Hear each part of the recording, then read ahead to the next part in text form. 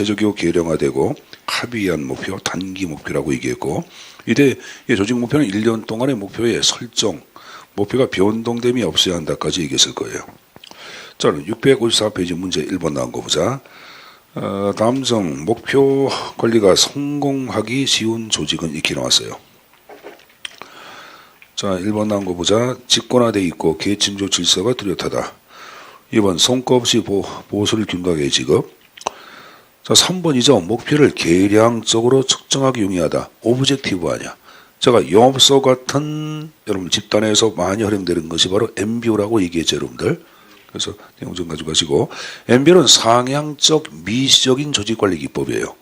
상향을 얘기할 때는 부하들의 의견 자체가 목표 설정에 반영이 되기 때문에 상향이라고 얘기하는 거고, 이건 외부 고객 집단과는 관계없고 내부적인 요소 아니야. 그래서 이걸 미시라고 얘기하는 거야. 상향적 미시적인 관리 기법이라고 표현하기도 합니다.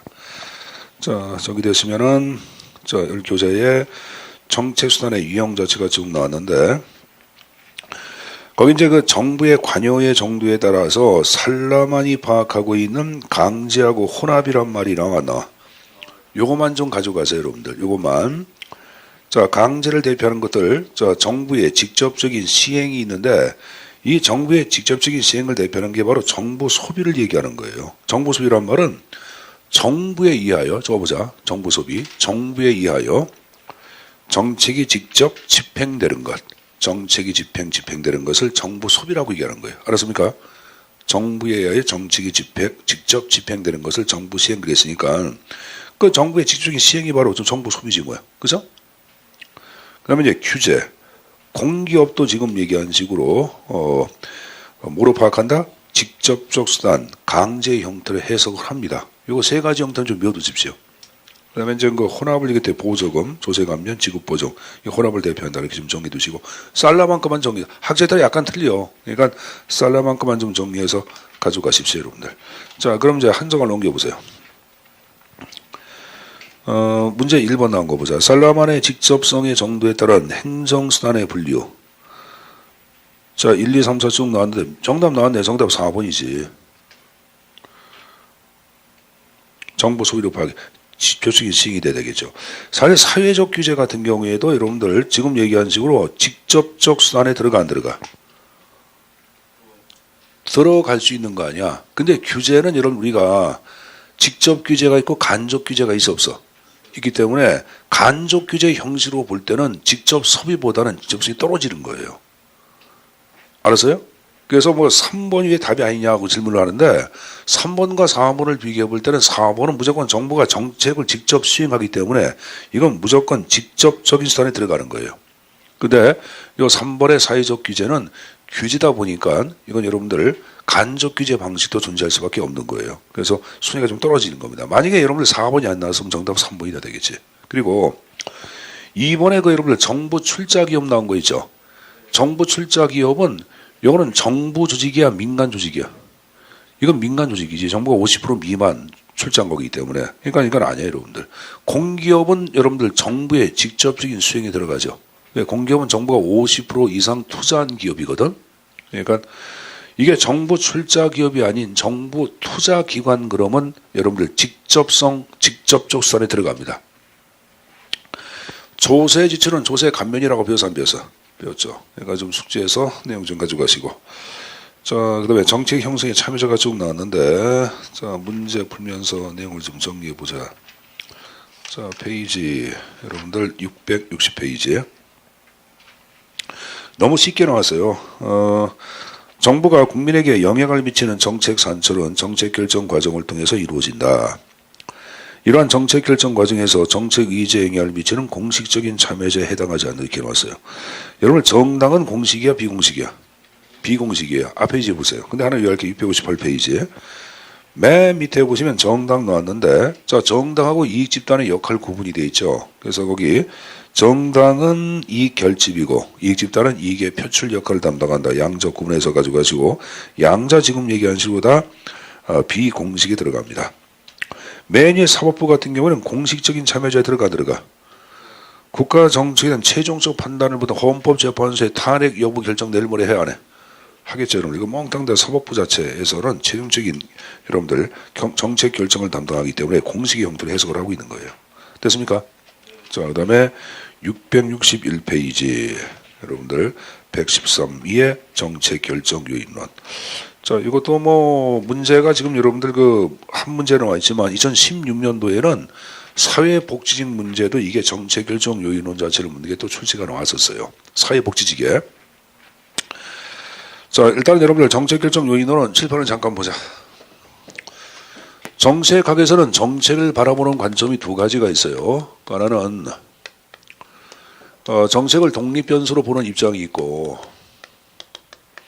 또 하나 정책을 종속 변수로 보는 입장으로 나눠지는데, 독립 변수는 바로 정책 유형론이에요. 그래서 이를 대표하는 학자가 여러분들 로이라는 학자 기억나? 로이는 정책의 유형에 따라 정책 결정 과정이 달라진다고 파악한 게 로이고, 리플라이하고 프랭클린 기억나죠? 이들은 정책에 따라서 정책 집행 과정이 달라진다고 파악하고 있어요. 그럼 y카로 함수 fx에서 요 x가 뭐가 되는 게야? 정책이지. 그러니까 정책에 따라서 정책 결정 과정과 집행 과정이 달라진다. 이거는 정책 유형론이야. 근데 종속 변수로 파악하는 이론이 바로 뭐냐? 정책 환경론. 이거를 정책 결정 요인론이라 그래요. 뭐라 한다? 정책 결정 요인론. 지금 나온 게 정책 결정 요인론을 얘기하는 거냐. 그럼 이것은 바로 뭐냐면 y코로 fx에서 x가 정책이 되는 거예요. y가 뭐가 되는 거야? 정책 환경이 되는 거고. 그러니까 정책 환경에 따라서 정책 값이 바뀌어 안 바뀌어? 바뀌는 거죠, 여러분들. 그래서 그 연구 자체를 좀 적어 놓은 거예요. 그래서 이제 칠판을 잠깐 좀 보자. 요 연구는 여러분들 일단은 정치적 환경을 얘기하죠. 그리고 아니다, 경제 사회적 환경이다. 이걸 사회적인 요인, 정책 요인 상관없어요. 그리고 이제 세 번째는 절충론이 있어요. 그럼 맨 위에 여러분들 정치적 환경자치 중요성을 강조한 인물이 부유키에 여러분들. 거기 여러분들 그 하단에 부유키에 참여적 정당 간의 경쟁적 가설이라고 하는 논문이 발표가 돼. 이 논문에서 여러분들 다름 아닌 정치적 요인 자체가 복지정책 여부를 결정한다고 파악해. 키의 가설이라고 얘기한다고. 내용은 얘기 안 하겠습니다. 자, 그 다음에 이제 50년대에 들어와서는 이게 아니라고 파악하는 이론이 등장하죠. 50년대. 경제 사회적 환경이 정책을 결정한다는 이론들이 등장합니다. 그래서 그 이론들이 거기 이제 그 쌍가로 3번 바박 위에 패브릭 헌트가 파악하고 있는 이론. 자, 여러분들 페리카나 소인도 이 결합 있죠. 기억나? 자, 여러분들 페리카나는 주둥아리가 커 안 커? 크잖아. 여기에 소인을 들고 날아간다. 페리카나 소인도, 패브릭 헌트, 소인도, 소득, 인구밀도 도시화. 이렇게 말했잖아. 브레이저 같은 경우도 얘기하는데 브레이크 외우지 마시고. 자, 3번 가져가세요. 그러면 정치학자 다운슨과 로빈슨 같은 경우에는 63년도 경제 자원 모형 자체를 토대로 한 실증적 연구가 제시가 돼. 여기서 얘기한 게 이제 도시화 산업화 소득 자체에 근거하여 이것이 정책을 결정한다고 파악해. 그리고 이 경제 자원 모형에서 만들어진 것이 바로 허위 변수라는 게 탄생합니다. 뭐 탄생한다? 허위 변수. 자, 칠판을 잠깐 보자. 여기 보세요. 여기 와봐. 여기 정책이 있어요. 여기 정치적 환경이 있어요. 이쪽에 경제 사회적 환경이 있어요. 제가 여러분들 진실은 어떤 관계가 없다. 근데 뒤에 이 경제 사회적 변수가 요 정치하고 요쪽에 정책 영향 미쳐서 관찰은 마치 관계가 있듯 진실을 변질시키는 이 경제 사회 변수를 무슨 변수? 이걸 허위 변수라고 얘기한 게 지금 얘기한 다운슨과 로빈슨이야. 그리고 이와 이 정치하고 정책과의 관계를 허위 상관관계라고 얘기합니다. 이름하고 이름이 허위 상관관계야? 이게가 아니야? 이 허위 변수야? 됐어요? 요거 배운 거 기억나? 기억날까요, 여러분들? 요거 얘기한 게 이제 다운슨과 로빈슨이야. 근데 이제 요쪽에 이제 절충론 자체를 얘기할 때는 크노드와 맥클론이 제시하는데 거기 안 나왔나? 나왔네. 박스에 661페이지 맨 위에. 혼란 변수를 얘기하고 있어. 그러다 맥클론 자체 얘기한 것은 이거예요, 여러분. 여기 보자. 진실은 관계가 있어요. 진실은. 근데 되게 숨어가지고 이쪽까지 영향을 미쳐. 관찰은 더 크게 보여. 그럼 이때 이 변수는 무슨 변수? 혼란 변수로 파악한 게 크로다 맥클론이야. 그럼 결론적으로 이 크로다 맥클론의 혼란 변수에 따른다 그러면은 요 정책에 영향 미치는 것은 정치도 영향 미쳐 안 미쳐? 미쳤죠. 경제 영향 미쳐 안 미쳐? 미쳤죠. 둘 다 미치는 거 아니야. 되냐? 그래서 절충론이라고 얘기하는 거예요. 그래서 이 절충론에서 만들어진 것은 혼란 변수가 탄생한 겁니다. 자, 한 장을 넘겨보세요. 그림이 그 다음 페이지에 나와요. 그림 나중에 보시면 되겠고. 자, 662페이지 하단에 기출문제 1번 나온 거 보세요. 정책 결정 요인론 중 도슨이 다우선이야. 로빈슨이 주장한 경제자원 모형. 1번 소득, 인구 등의 사회 경제적 요인이 정책 내용을 결정한다. 맞죠? 자, 정책인 변수는 정책에 단독으로 영향을 미치지 못한다. 맞죠? 어디 갔냐? 여기 아니야. 이거. 요게 없이 이거 보자. 여기 그림 봐봐. 요거 없이 요거 단독으로 영향을 미쳐 못 미쳐? 못 미치지. 요거 없이는. 그래서 2번 표현을 만든 거예요. 3번에 정치 체제는 환경 변수와 정책 내용 간의 매개 변수는 아니다. 여기 뭐 매개 변수 그런 거 여러분들 나온 거 있어 없어? 없지 여러분들. 그다음 4번에 사회 경제 변수 정치 체계 여러분들 정책은 순차적 관계에 있다. 이건 무슨 말이냐면 현생 보자. 여기 보자. 사회 경제 변수 정치 순차적 관계에 있다는 것은 이게 영향 미치고 이게 영향 미친다 이렇게 보는데 그게 아니라 이게 직접 영향도 미쳐 안 미쳐? 이게 직접 영향 미쳐 안 미쳐? 미치지. 그러니까 여러분 4번 편은 잘못한 거지. 요 경제 사회적 변수가 직접 여기 영향을 미쳐 안 미쳐? 미치는 거 아니에요, 여러분들. 그러니까 사회 경제 변수가 정치 체제에 영향 미치고 정책에 영향 미치는 것은 순차적 관계인데 그게 아니지. 이게 직접 영향 미쳐 안 미쳐? 미치기 때문에 4번 표현은 X로 봐야 합니다. 알았습니까? 이건 그림 갖고 답이 형태 체킹.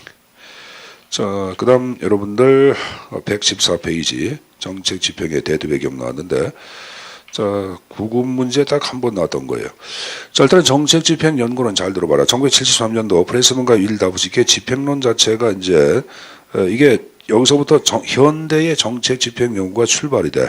근데 여기서 얘기한 건 뭐냐면은 자, 그대로 보자. 실행정론에서 파악하고 있는 존슨 정부의 위대한 사회 건설의 표명 배운 거 기억나? 흑백이 함께 잘 사는 나라의 건설. 그 일환으로 만든 것이 65년도 소수민주 취업 정책이 여러분들 발표가 됩니다. 그게 이제 거기에 세 번째 줄 보시면은 소수민족 취업 정책 오클랜드시라는 말이 나오죠. 여기서 이제 취업 정책을 발표하는데 이 취업 정책이 있던 것은 거기 들어보자. 흑인 일자리 창출을 위하여 약 3,200억 달러 투입을 약속을 했어요. 그리고 그 일자리 창출이 그 당시에 얼마였나? 하여간에 엄청난 인원수 자체의 창출을 약속하는데 3,200억 달러 가운데 200억 달러만 지출됐고 그 다음에 일자리 창출도 여러분들 10자리만 흑인을 위한 일자리 10자리만 10개. 그러니까 이 정책은 완전히 개박살 난 게 안 나는 거예요. 이 정책이 실패를 해. 그 실패의 원인을 이 책에서 분석을 한다고. 선생님이 이런 얘기했어요. 프레스먼과 윌 다부시케 연구는 1세대 연구를 얘기했고 정책 실패의 원인 규명이라고 했어요. 원인을 규명합니다. 그 원인 그 2번에 1, 2, 3, 4, 1, 2, 3 세 가지가 쭉 나오죠. 1번 나온 게 엄격한 권력 분립이란 말이 나오죠. 엄격한 권력 분립을 얘기할 때는 자, 그대로 보자. 권력 분립에서 가장 중요한 것은 뭐야? 견제와 균형 아니야. 그러니까 행정부에서 어떤 정책 자체를 여러분들 집행하려고 하다 보니까 사법부하고 입법부에서 태클이 들어와. 입법부에서는 여러분들 법률을 명확하게 구체적으로 지정해 주는 것이 아니라 모호하게 법률을 만들어내. 사법부 자체를 얘기할 때는 행정부가 행하는 여러분들 어떤 정책 집행에 대한 판단 자체를 굉장히 불리하게 판단을 내려. 이게 지금 얘기한 엄격한 권력 분립 나온 거예요. 두 번째, 연방정부에 대한 주정부의 왜곡이란 말이 나오죠. 자, 그 들어보자. 지금 얘기한 오클랜드의 소시민적 지역 정책 자체를 얘기할 때는 흑인을 위한 일자리 창출이었거든. 근데 오클랜드 도시를 얘기할 때는 백인 도시야. 그럼 백인들이 사는 동네에 흑인들이 오는 거 백인들이 좋아해, 싫어해? 싫어하죠. 그러면 오클랜드 지역에 있는 여러분들 각종 시장이나 이런 사람들은 눈치를 누굴 봐야 돼? 자신의 정치인 생명 자체는 지금 얘기한 시에 있는 시민의 눈치를 볼까? 연방정부 눈치를 볼까? 시민의 눈치를 봐야 돼. 왜? 선출로 뽑히기 때문에. 그래서 연방정부가 지시한 내용에 대해서 여러분들 대부분 사람들이 백인들이다 보니까 지시 자체를 거부해버립니다. 이게 바로 주정부의 왜곡을 얘기하는 거야. 가로 안 나온 거 봐. 지방정부의 간부들은 연방정부의 목표 실현보다 자신의 재산과 유권자의 지지가 더욱 중요하다고 생각. 그걸 얘기한 거예요. 자, 그 다음에 집행 시 실현 가능성을 고려하지 않은 각종 법안 자체가 대량으로 통과됩니다. 이런 것들이 지금 얘기한 식으로 정책 집행이 실패의 원인으로 규명이 이루어지죠, 여러분들. 기타 한번 적어보자. 기타. 적어보자. 중간 매개 집단의 개입. 중단 매개 집단의 개입. 너무 지나치게 중간 매개 집단이 개입이 돼. 개입되니까 중간중간에 이럴 거. 그 다음에 플러스 지나친 거부점의 등장. 지나친 거부점의 등장. 아까 제가 거부점 기억났나? A라는 걸 설득해 집행했으니까 B가 또 반대. 또 C가 반대하고 그런 걸 얘기하는 거예요. 아까 의사결정점의 수가 지나치게 많은 것을 제가 거부점이라고 얘기해서 했어요. 기억나죠? 이거 다 지금 얘기한 대로 실패의 원인 규명의 2위에 들어간다는 것 정도를 가지고 가시고. 그래서 다음 페이지에 보시면은 정책 집행의 중요성, 대도 배경, 거리가 반거 1번 법 규정의 명확성. 아까 입법부에서 모호한 법률을 제정한다고 얘기해서 했어요. 했죠? 정답 형태 1번의 답 형태 체킹. 자, 665페이지 115 해가지고 나카무라와 스무도가 파악한 정책 집행 유형이 쭉 나오죠, 여러분들. 그래서 그런 형태들은 좀 숙지해서 내용을 좀 가져갈 필요가 있습니다. 자, 일단은 거기 여러분들 엘모아하고 그 벌맨이 파악한 정형적 집행, 적응적 집행이란 말이 나오죠. 이것은 고전적 집행을 얘기하는 거죠. 적응은 현대를 얘기하죠. 그러니까 좌측은 고전, 우측은 현대야. 이들은 전향적 후향과 관련되고, 그 다음에 나카무라 소가 파악한 고전과 지위는 정형, 고전을 대표하고 재량과 관리는 적응적 집행을 대표한다고 볼 수가 있다 없다. 이게 여러분들. 그래서 그 형태를 쭉 적어 놓은 거예요, 여러분들. 그리고 고지협재관 기억났나? 고지협재관 기억날 거예요, 여러분들. 그 숙제서 가지고 가시고. 제가 이제 고지협재관에서 여기 보자.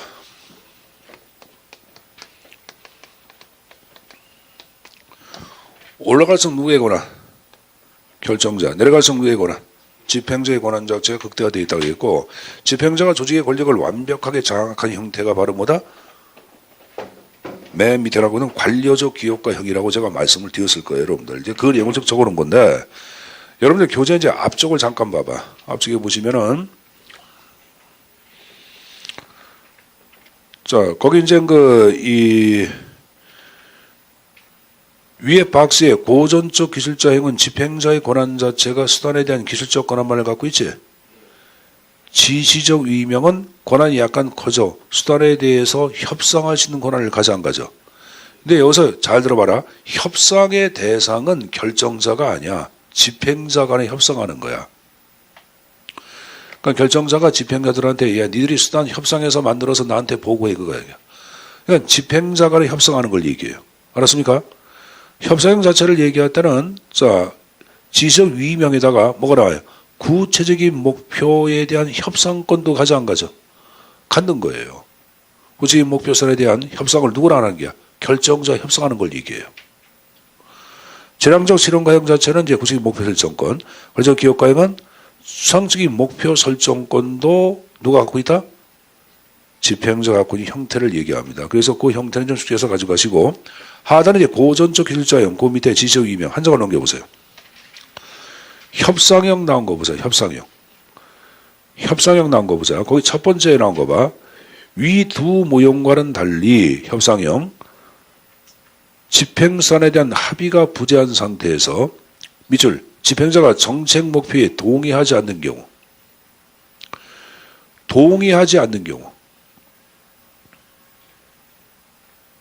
동의하지 않는 경우에 지금 얘기한 협상이 등장하는 거예요. 동의하지 않으니까 협상을 해야 돼. 해야 되는데 여기서 유의할 게 있어요. 유의할 게 있는데 목표도 두 가지가 있죠. 추상적인 목표가 있고 구체적인 목표가 있어 없어? 있죠.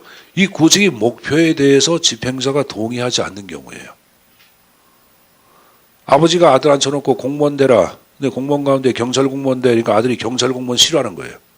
아버지가 경찰 공무원 되기 싫어요. 칼 맞기 싫어요. 이런 식으로. 그럼 아들이 집행자야. 아버지가 결정자야. 그러면 구체적인 목표에 동의하지 않으니까 구체적인 목표 수단에 대해서 아버지하고 협상을 해야 하네. 이게 협상형이에요. 이해했어요? 거기 동의하지 않는다가 키워드가 되는 게야. 그 다음에 재량적 실현가요. 여론의 압력 등으로 문제 해결, 여론의 압력이 있어야 돼. 근데 결정자가 이 문제 해결을 위한 지식이 부족합니다. 그래서 집행자한테 많은 권한 자체를 위임한 거예요. 위임하고 네가 재량 갖고 실험적으로 집행을 해라고 얘기하는 거야. 그럼 실험적인 집행을 얘기할 때는 지금 얘기한 식으로 혁신적인 집행이 가능한 게 실험적인 거니까 안 해본 집행 아니야. 그래서 불확실성하에 혁신적인 집행이 가능한 거 재량적 실험가형. 그것도 좀 가져가시고. 그다음 또 하나 재량적 실험가형에서는 제가 여러분들 추상적인 목표는 누가 결정자가 설정한다 그랬죠. 이 추상적인 목표 설정을 뭐라냐 정책의 대략적인 방향을 설정한다 이런 말을 써. 그래서 거기에 전제 A번의 결정자는 정책의 대략적인 방향 즉 추상적이고 일반적인 정책 목표를 설정을 지지한다고 얘기해. 뭘 한다? 지지를 설정으로 파악해. 별로 마음에 안 들지만 설정을 지지라고 파악해. 지식의 부정이나 포스트 등으로 목표를 설정할 수 없는 형태. 추상적인 목표를 설정할 수 없다 그런 말이에요. 아니 구체적인 목표를 설정할 수 없다 그런 말이에요. 그럼 구체적인 목표 설정권을 누구한테 주는 거야? 집행자한테 주는 걸 얘기하는 거지. 이 말 이해했어요? 시험 문제는 선생님 보자. 시험 문제는 몇 가지의 키워드만 갖고 답을 체킹해 줘야 돼. 자, 여러분 선생님 보자. 집행자가 설정된 목표에 동의하지 않는다 키워드 뭐야? 그건 협상형이야. 니들 여러분들 이거 현장 가서 문제를 보면 헷갈려. 그러니까 문제 푸는 요령을 얘기해 주는 게야. 그러니까 동의하지 않는다. 이럴 때는 무조건 뭐다? 협상형. 자, 여론의 압력 뭐야? 재량적 실현가형. 혁신적인 집행 가능. 재량적 실현가형. 결정자가 대략적인 방향 설정. 재량적 실현가형. 결정자가 지식의 부족. 그게 다 키워드예요, 여러분들. 그게 키워드래도. 여러분들 지금 얘기한 재량적 실현가형 자체를 얘기할 때는 아까 설정한다는 것을 지지한다고도 표현했어요. 그리고 실험하다 보니까 실패의 기현성이 가장 커. 왜? 체계를 못 느껴. 그래서 이 재량적 실현가형은 앞페이지 봐봐. 앞페이지 다시 위에 박스에 재량적 실현가형 끝에 무책임성 가론에 실패의 가능성 가장 높다 그런 말 나왔나? 나오지. 그것도 가져가야지. 자, 관료적 기업가형 자체를 얘기할 때는 이제는 집행자가 강력한 권한 갖고 정책 전 과정을 관장하는 형태가 지금 얘기한 관료적 기업가형인데, 근데 전제를 잘 봐봐. 집행자가 목표를 설정하고 결정자를 설득 강제하여 목표를 수행하게끔 한다. 그러니까 집행자가 추상적인 목표든 구식은 다 설정하는 걸 이게. 그래서 여러분들 결정자한테 가서 얘기하는 게야. 설득을 하든지 말이 설득이지 강제한 게 안 한 게야. 강제한 거예요, 여러분들. 과거엔 전두환 보안사령관이 체계하고 대통령 앉혀놓고 가서 합시다 하고 총 갖다 대 안 돼. 말은 설득이야. 그건 강제지, 여러분들. 근데 잘 들어보자. 거기 비보이죠, 이게. 목표 달성에 필요한 수단을 확보해 결정자 뭐래? 협상을 합니다. 여러분들 목표 달성을 위한 수단을 뭘 대표해? 예산도 있어야 되겠고 인력도 있어야 되고 조직도 있어야 돼 없어야 돼. 이건 여러분들 누구하고 결정적 협상을 해야 되겠지. 그걸 얘기하는 거예요. 그리고 이 A, B가 키워드야. A, B가. 자, 그럼 문제 1번을 좀 볼까. 정책 집행에 대한 설명 좀 옳지 않은 것. 1번 프레스맨과 윌다우스키는 집행 과정상의 공동행위의 복잡성을 강조한다. 여러분들 이 공동행위의 복잡성이란 말은 무슨 말이냐면은 적어보자. 갈등과 대립을 얘기하는 게야. 뭘 얘기한다? 갈등과 대립. 집행 과정에서는 이해관계가 얽혀있지? 이해관계가 얽혀있다 보니까 갈등과 대립이 발생할까 안 할까? 하겠죠, 여러분들. 그러니까 A 집단은 여러분들 뭐 여기 집행 과정에서 뭐 거부권도 행사하고 뭐 여러분들 찬성하기도 하고 또 거부하기도 막 그래 안 그래? 그런 걸 얘기하는 거예요. 그러니까 집행 과정에서 여러분들 각종 이런 거부도 발생하고 갈등도 발생하고 그런 걸 이제 지금 얘기한 집행 과정의 공동행위의 복잡성을 얘기하는 거예요. 이것에 의하여 정책 집행이 실패할 수 있다고 파악한 게 프레스맨과 윌다우스키예요.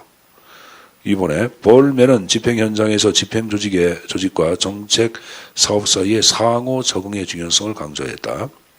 3번에 나카무라와 스무루돌은 집행자 유형 중 관리적 기업가형은 정책의 대략적인 방향을 정책 결정자가 정하고 집행자들은 이 목표의 구체적인 집행에 필요한 폭넓은 재량권을 위임받아 정책을 집행하는 형태. 이건 뭐야? 재량적 실현과 여기네 여러분들. 4번에 사바티아는 정책 집행의 하향과 상향의 통합무형 제시 맞는데 여기 보자. 제가 정책 집행의 유형은 거기다 적어라. 1세대가 있고 2세대가 있고 3세대가 있어. 1세대는 1970년대고 이건 1980년대야. 이건 1990년대고 자, 1세대를 얘기할 때는 정책 집행의 실패의 원인 규명이야. 규명. 사례 연구 중심으로 이루어져. 그리고 하향적 관점에 따라서 정책 집행의 실패의 원인, 결정자 관점에 따라 실패의 원인을 규명했다고 보는 거예요. 이걸 대표는 아까 프레스맨과 윌다우스키 아까 나왔어 안 나왔어? 프레스맨 윌다우스키 학자 적혀 있습니다. 2세대를 얘기할 때는 80년대인데 80년 연구 자체를 얘기할 때는 초기에는 하향적 접근이 지배적이야. 근데 일부가 상향적 집행을 시도합니다. 초기에 일부가. 그리고 중반 이후에는 통합적 접근이 등장해. 자, 제가 중반 이후에 뭐가 등장했다? 통합적 접근이 등장했고 2세대는 정책 집행의 성공 요인을 분석해. 성공 요인. 1세대는 뭐라 했어요? 실패 원인. 여기 어떻게 하면 성공하냐? 성공 요인을 규명해. 3세대를 얘기할 때는 과학성을 강조해. 이를 대표하는 게 고긴이라는 사람이 있어요. 누가 있다? 고긴. 새로운 정책 집행 모형 개발이야. 새로운 정책 집행 모형 개발. 그리고 또 하나 정책 집행의 다양성을 얘기합니다. 이거는 여러분들 주정부하고 지방정부 간의 관계는 다양성을 띄어 안 띄어? 띄잖아요 여러분들. 주정부 안에 수많은 도시정부가 있어 없어? 있어. 우리나라 같은 경우도 여러분들 저기 보자. 중앙정부하고 지방정부의 관계는 다 다양성을 띄어 안 띄어? 띄죠. 다양성을 띄다 보니까 집행도 다양성을 띈다고 하고 얘기한 게 3세대야. 자, 근데 2세대에서 여기 보자. 초기 하향적 연구로 갔다가 통합적 연구로 간 사람 내가 기억날 거야. 사바티아 기억나? 사하통. 그리고 초기에 상향에서 나중에 통합으로 간 사람이 있다. 엘시앙통. 엘모아. 아마 기억도 날 거야. 처음 얘기했나? 처음 얘기했어요? 사하통, 엘시앙통. 사바티아 처음에 뭐? 하향. 나중에 통합. 엘모아 처음에 상향, 나중에 통합. 엘샹통. 엘샹통. 한번 얘기했던 것 같은데 처음 얘기나? 그래서 4번의 사마티아는 여러분 처음에는 하향, 나중에 통합을 간 인물입니다. 알았습니까? 그 좀 정리해서 가져가시고. 자, 116이 여러분들 정책 집행의 특징이 쭉 나왔는데, 자, 우측에 자, 문제 풀면서, 이건 문제 풀면 답이 나와요. 자, 1번 나온 거 보자. 정책 집행에 대한 설명 중 옳지 않은 것. 1번. 정책의 희생 집단보다 수혜 집단의 조직화가 강하면 집행이 곤란하다. 여러분들, 1번은 말이 돼, 안 돼? 말도 안 돼. 수혜 집단이 있으면 집행에 성공하기 쉽겠지. 이번에 집행은 명확하게 일관되게 규제 정책 집행 과정에서도 갈등은 존재한다. 그 다음에 정책 집행 유형은 집행자 결정자 관계에 따라 아까 사바티아 나카무라가 파악한 고지 협재관 달라진다 그 표현이고 집행은 환경도 중요한 역할을 해야 해. 한다고 봐야 되겠죠. 자 다음 페이지 정책 평가의 목적 나왔는데 자 문제 바로 풀어보자 여러분들. 거기 1번 정책평가의 목적으로 적절하지 않은 거 이렇게 나왔는데 이런 건 그냥 주는 문제예요. 1번에 정책 대안의 예측 결과된 비교평가. 이건 뭐야? 비용효과 비용 편익 분석하는 거지 정책평가하고는 관계가 있어 없어? 없는 거지. 이걸 1번 어떻게 목적으로 봐? 말도 안 되지. 비교평가는 게 목적이야? 그건 아니지. 말이 이상하잖아. 2번과 3번과 4번 5번은 다 정책평가의 목적이 되겠죠 여러분들. 그런 문제예요. 자, 그 다음에 673페이지. 자, 바로 여러분들 문제를 아까 허위 변수, 혼란 변수 배웠어 안 배웠어? 배웠죠? 선생님 거기 억제 변수하고 외국 이건 시험지 안 나와. 에이, 안 나와도 얘기 해줘야겠다. 여기 보자. 요거는 이걸 얘기하는 거예요.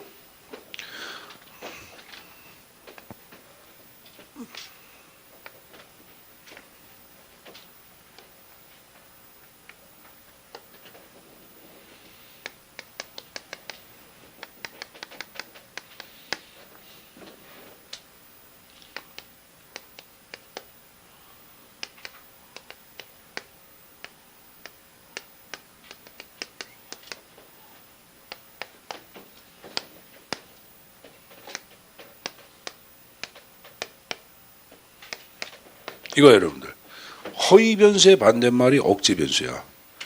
그러니까 진실은 아무런 관계가 없는데 이것 때문에 관계 있다. 됐어요? 근데 억제는 거꾸로 진실은 관계 있는데 이것 때문에 관계 없다. 억제는 허위 변수의 반대말이야. 됐습니까?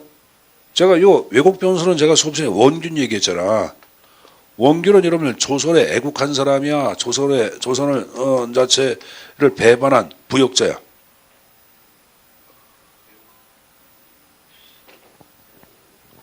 원균은 부역자야, 애국자야. 원균은 애국자지. 칠천도 전투 때 여러분들 누구랑 같이 죽고 아들하고 여러분들 늘 외국한테 총마다 대죠. 애국자예요, 여러분들. 근데 원균이 부역자라고 거꾸로 인식들을 많이 하네. 하잖아요, 여러분들. 근데 워낙 원균 자체는 여러분 진실은 순기능이야. 근데 뭐 때문에 뭐가 있겠지? 역기능. 이거를 왜곡 변수. 됐어요? 이건 한 걸음도 나은 거지. 자, 근데 문제 나온 거 보세요. 네, 다음 제 질문에 기억, 눈에 들어갈 용어로 올바른 걸 길어왔어요. 자, 뭐는 독립변수인 정책수단과 여기 보세요. 이걸 얘기하거든. 이런 문제는 이걸 보면 돼. 요게 정석변수 아니야. 요게 정책수단, 요게 정책수단이야.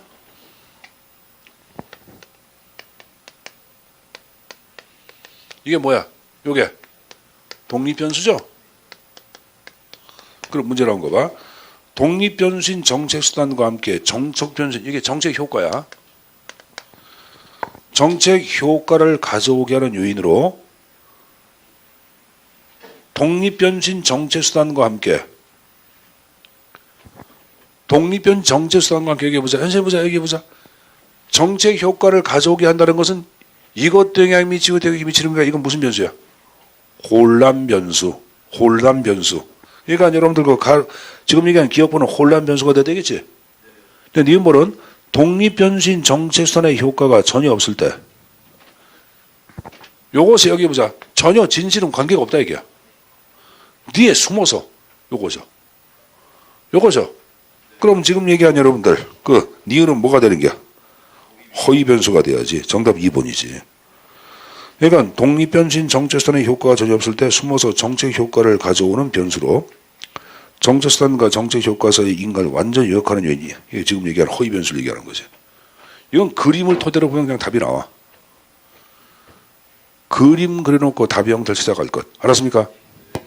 자, 됐습니다. 자, 넘겨서 국가기획과 민주주의 관계. 자, 119니가 나오고 있어요.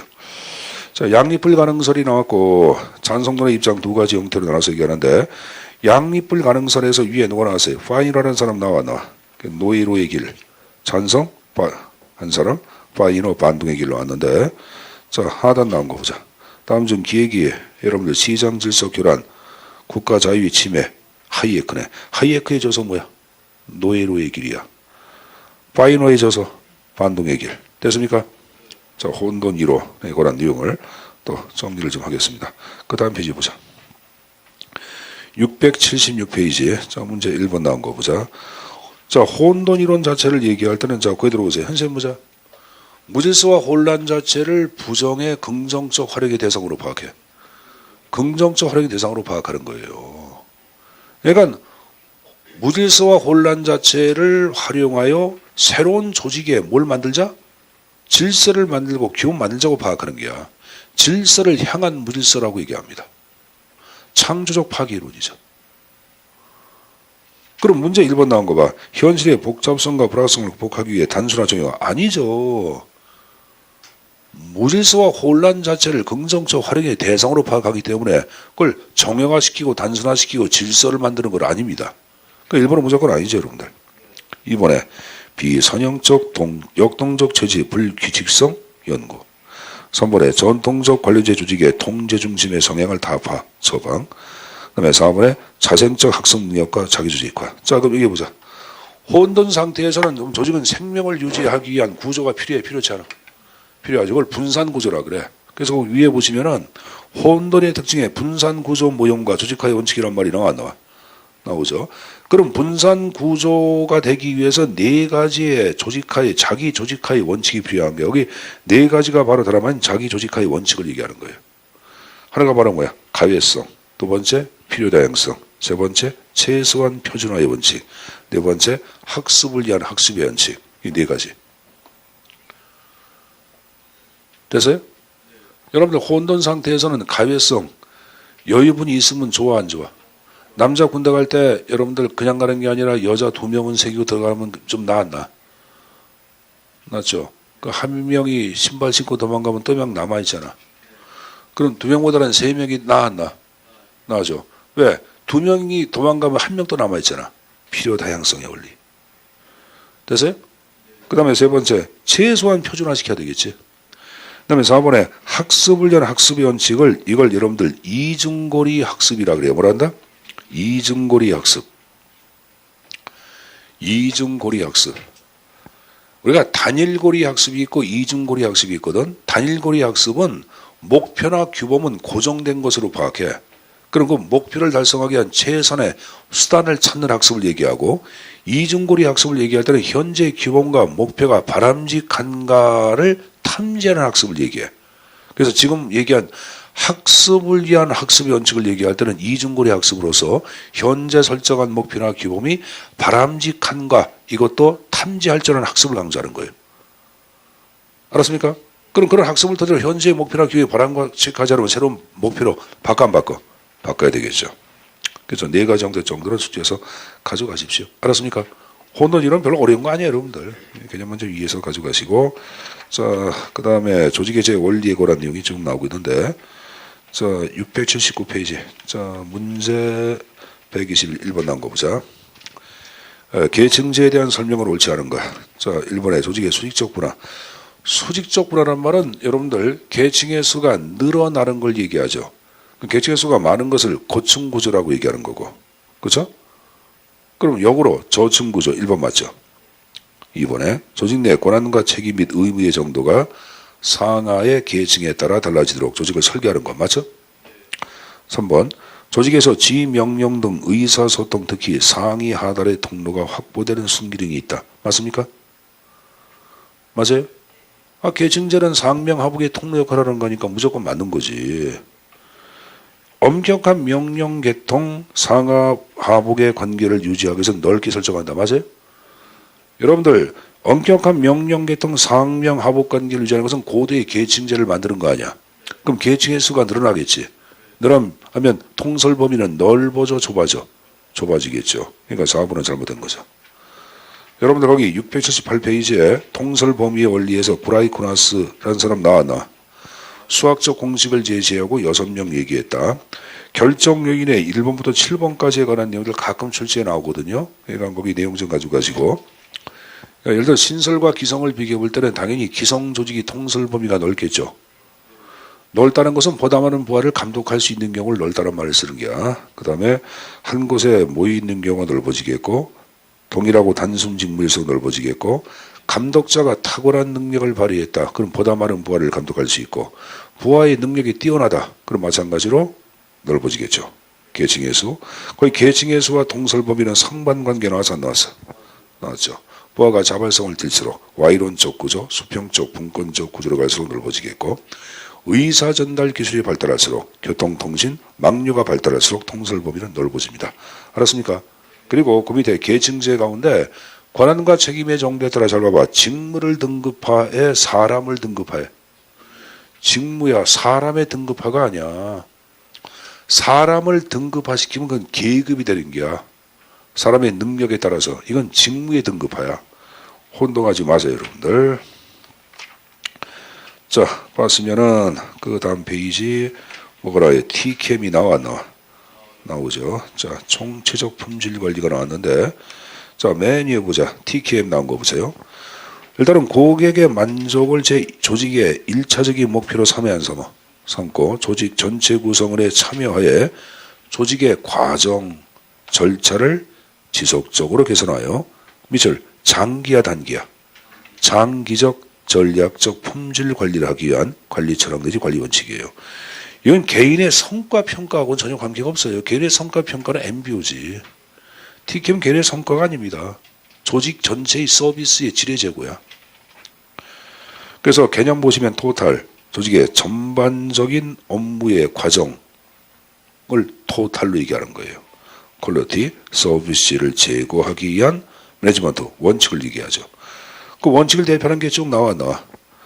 여러분 맨 앞에 산출과정 초기질 정착주의는 사전적 예방주의야 사후적 문제 수정주의야. 사전적 예방주의를 얘기하는 거예요. 서비스 일관주의.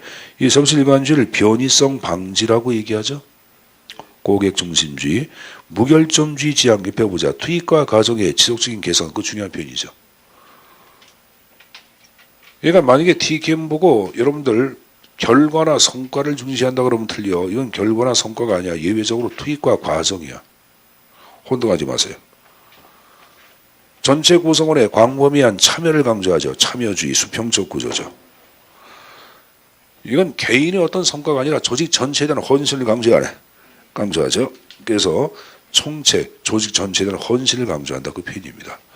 자, 여러분들 기타 여기 보자. 설문을 만들어서 주당들한테 나눠주고 앙케이트 조사한다. 기억난다. 그래서 통계주의, 과학주의 들어가는 거예요. 알았습니까? 여러분들 현재 보자. 지금 그러니까 TCAM은 물어보자. 무결점주의를 지향해 안 해? 그럼 무가치한 과오, 실수를 불허한다. OX. 여러분 일부러 무결점주의를 지향하는 거니까 과오나 실수를 불허하는 거예요. 늘 학습 조직은 변혁주의들은 실수를 포용해야 안 해? 이건 그런 거 아니야. 실수 불허합니다. 실수 불허하는 게 무결점주의를 지향하는 것하고 같은 개념이야. 또 혼동을 해. 그거. 알았습니까? 자, 다음 페이지 문제 보자. 문제 1번. 정보 성과 평가에 대한 설명으로 옳지 않은 거 이렇게 나왔어요. 1번 성과 평가는 개인의 성과를 향상시키기 위한 방법을 모색하기 위해 사용될 수 있다. 이번에 총식인 품질 관리는 계열의 성과평가 몇 번? 2번이죠. 계열의 성과평가는 전혀 관계가 없다고 계산했어요. 그렇죠. 답형태는 2번에다가 답형태 체킹. 그렇게 내용 정리해서 가져가시고, 자, 불확실성에 대응 방안 나왔는데, 조금 쉬었다 할까요? 쉬었다 합시다.